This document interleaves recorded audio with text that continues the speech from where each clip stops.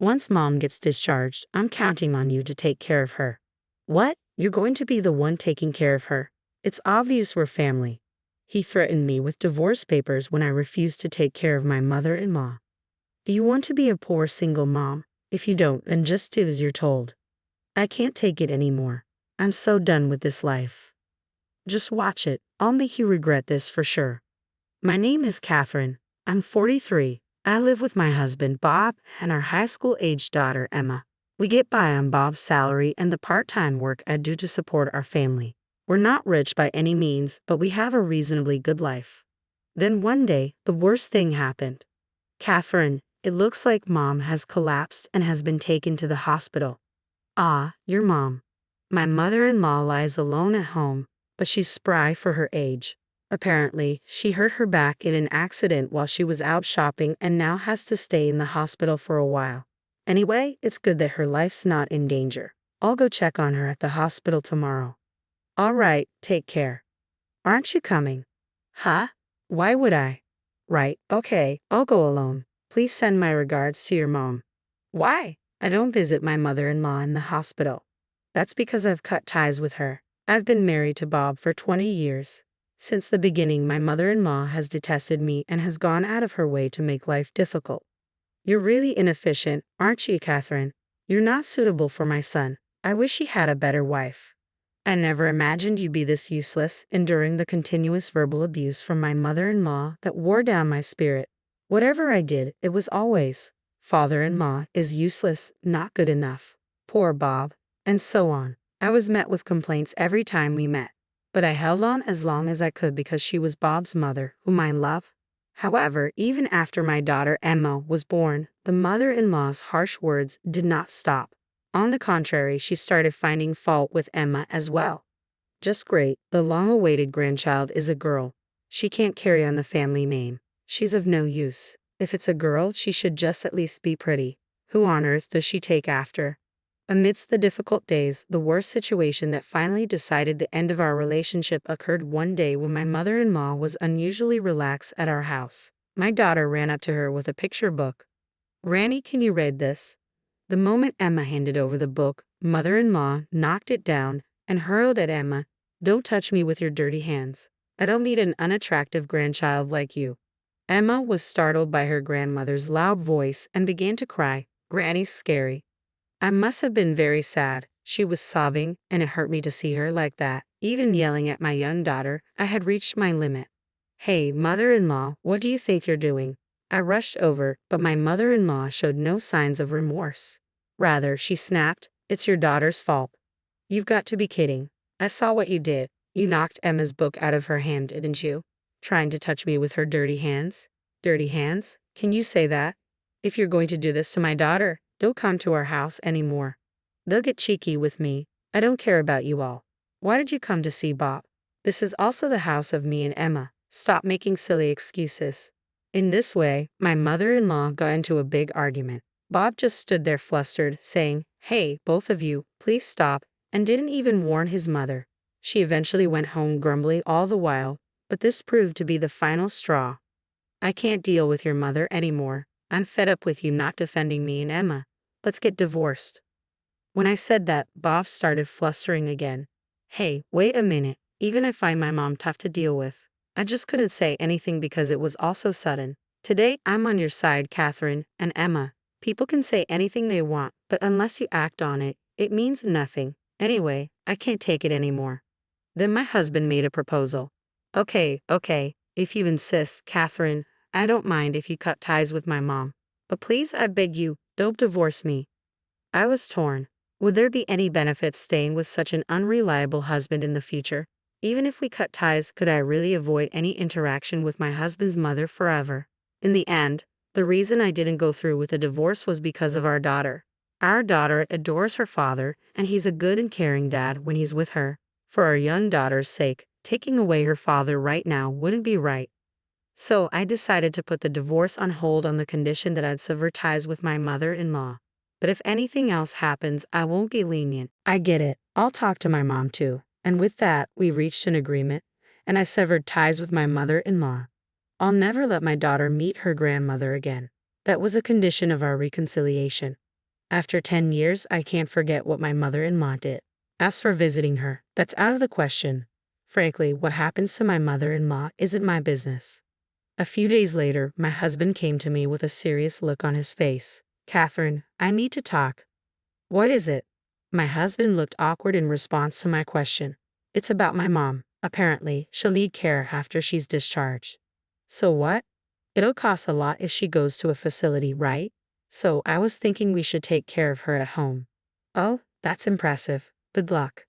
No, not me. You. What? What is he talking about? What? You're not seriously. You know that my mother's in a bad way, right, Catherine?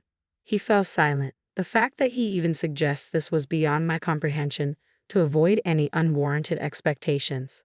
I laid it out for him clearly. Look, I have a job too, and there's no way I can take on the responsibility of caring for your mother. But you're just working part-time, right? Surely you can find some time to take care of my mother. If that's what you think, then I'll just talk to my boss about switching to full-time. How about that? There was no point in dragging out the conversation. My feelings weren't going to change, and his timid demeanor was only annoying me. Although he looked like he wanted to say something, I naturally ignored him. The next day, it seemed he had spoken to his mother in the hospital as she called me. Excuse me, Catherine, what on earth are you thinking, refusing to care for your own mother-in-law? Yes, I refuse. Is there a problem?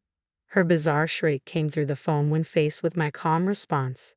For me, in my time, of course, I've cut you off. Remember, you're not even my mother-in-law to me anymore.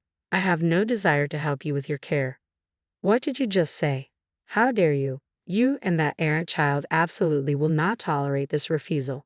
To be honest, I considered just hanging up on her. It was a hassle, but if I didn't firmly reject her now, she'd probably just keep calling. I was prepared to settle this today, so I faced off with my mother-in-law. Do you remember why I cut you off in the first place, mother-in-law? What do you mean? Are you implying I've done something wrong? Have you already forgotten? Because of your insidious bullying and your appalling attitude towards my daughter. My husband also agreed to this decision. Goodbye. Wait, hold on. With no further discussion, I ended the call and promptly blocked her number. A few days later, Bob tried to bring up the topic again. Hey, about my mom. Again, I couldn't hide my irritation as I responded. Just so we're clear, I have absolutely no sympathy for my mother-in-law. No matter what happens to her, I've told you again and again that I won't provide care, right? Unexpectedly, her normally compliant husband shot back without hesitation. No, you're going to take care of my mom. Count on it. What? What does he mean? I've repeatedly stated that I don't want to have anything to do with my estranged mother-in-law. Is he like a chicken forgetting everything after taking 3 steps? Count on it is not the response I want.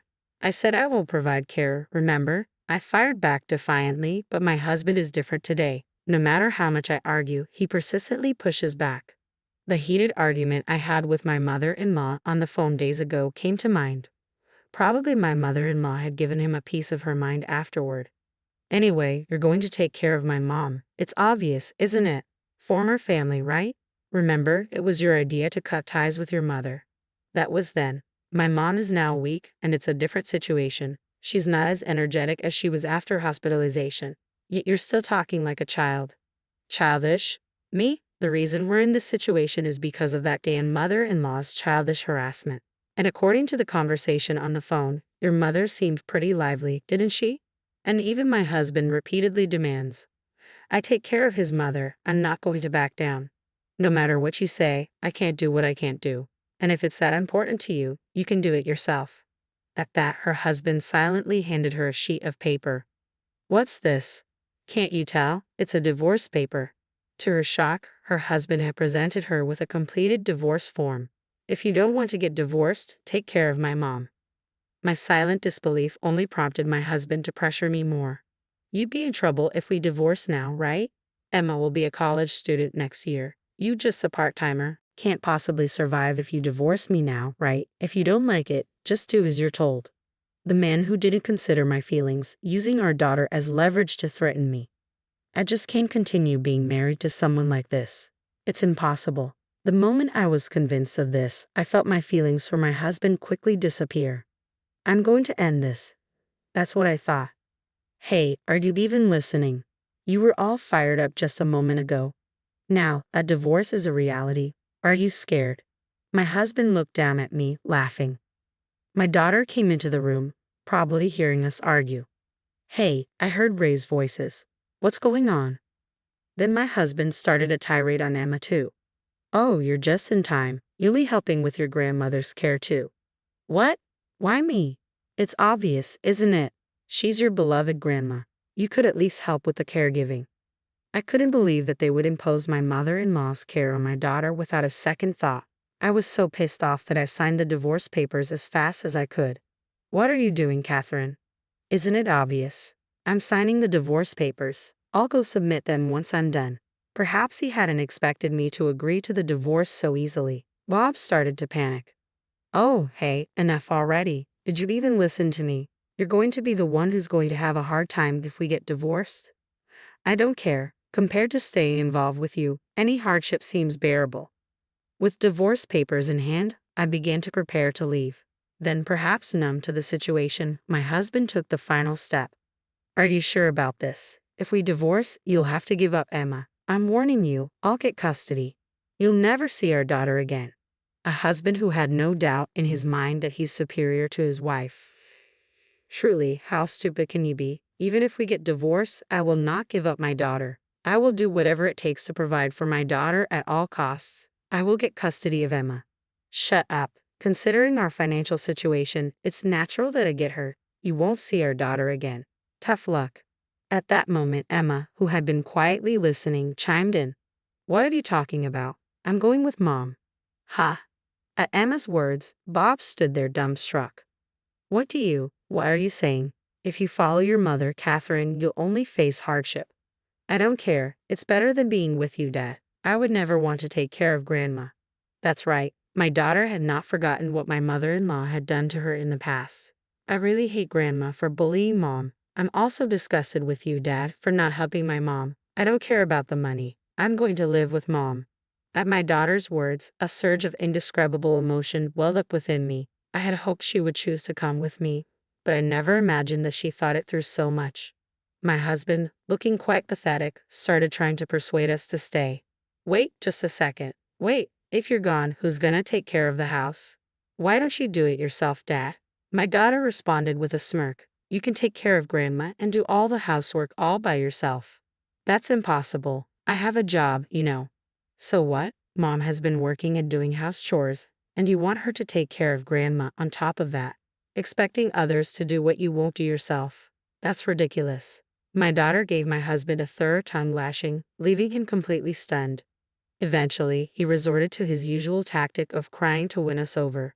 Oh, why are you guys blaming me so much? I just asked for a little help with the caregiving.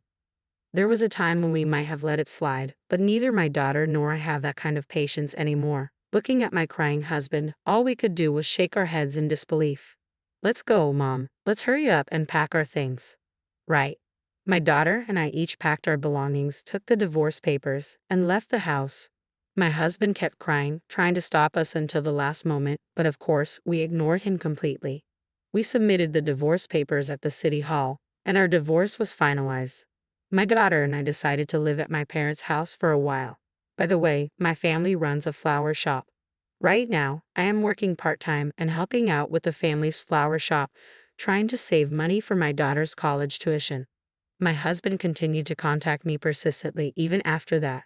Mom is throwing stuff at me. Help me. I can't handle it anymore on my own. Please come back. Since he was so annoying, I blocked his contact. Living with my ill-tempered mother-in-law every day must be quite a struggle, and it seems that my husband is having to care for her day and night without any sleep. Finally, my company has moved to shorter working hours, and my paycheck seems to be barely scraping by. If I had known it would come to this, I should have done whatever it took to put my mother-in-law into a facility. Well, it's too late to talk about what I should have done now. Besides, thanks to my husband making a fuss about caregiving, I'm able to spend these days with my daughter. I guess I should thank him for that bit. From now on, I want to live each day in cooperation with my cherished family.